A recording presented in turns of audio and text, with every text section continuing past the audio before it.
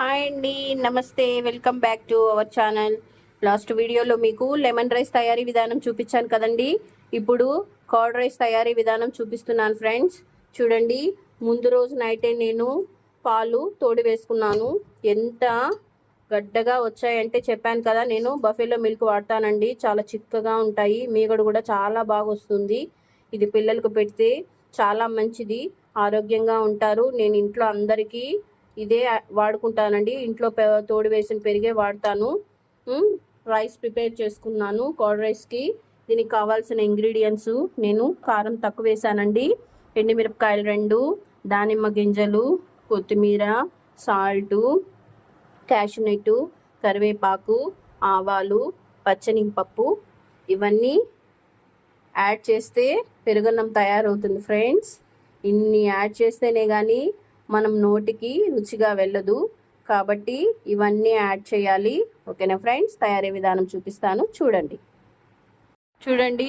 అన్నము మెత్తగా కలుపుకున్నాను చేత్తో. ఇప్పుడు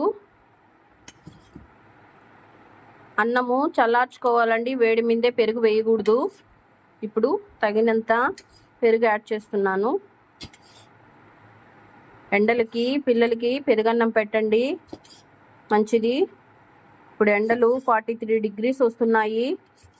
మనం కూడా మంచిదండి, రోజు పిల్లలకి పెరుగన్నము, మజ్జిగ, కోకోనట్ వాటర్ ఇవ్వండి పిల్లలకి.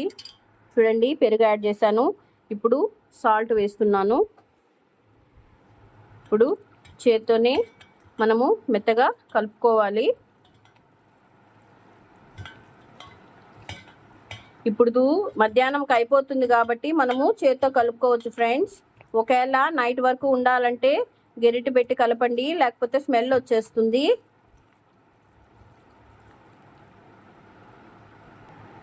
చూడండి, ఇలా కలిపేసుకున్నాను కర్డ్ రైస్ని.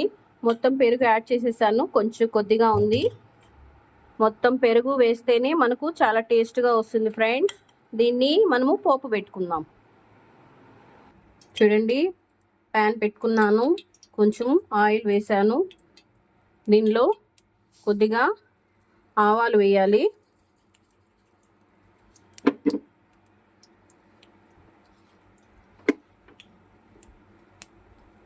ఎండుమిరపకాయలు,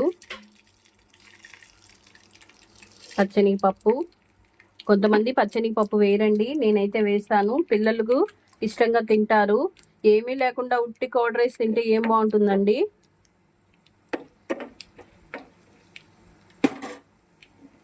ఇప్పుడు జీడిపప్పు యాడ్ చేస్తున్నాను.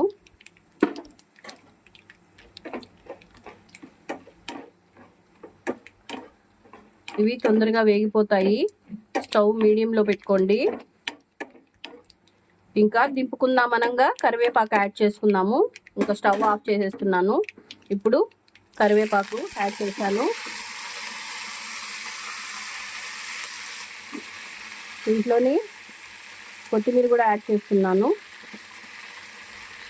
చాలా టేస్ట్గా ఉంటుందండి. నేను కొత్తిమీర ఎక్కువ వాడతాను, మన హెల్త్కి చాలా మంచిది కొత్తిమీర, అందుకే నేను ప్రతి దానిలో కొత్తిమీర వాడతాను. చూడండి, పోపు పెట్టుకునేసినాం కదా, ఇప్పుడు మనము దాంట్లో మిక్స్ చేసుకునేద్దాం. చూడండి, ఇప్పుడు ఇది చల్లారిపోయింది. దీనిలో యాడ్ చేస్తున్నాను.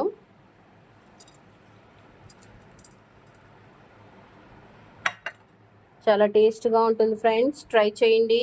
మా పాపకి పొమోగ్రానేట్ వేస్తే చాలా ఇష్టము. దీంట్లో పొమోగ్రానేట్ యాడ్ చేస్తున్నాను. చాలా టేస్ట్గా ఉంటుంది, పిల్లలు ఇష్టంగా తింటారు. సమ్మర్లో ఇది చాలా మంచిది ఫ్రెండ్స్, ట్రై చేయండి. నచ్చిందని అనుకుంటున్నాను. ఓకేనా ఫ్రెండ్స్, లైక్ చేయండి, సబ్స్క్రైబ్ చేయండి. ఓకేనా ఫ్రెండ్స్, బాయ్.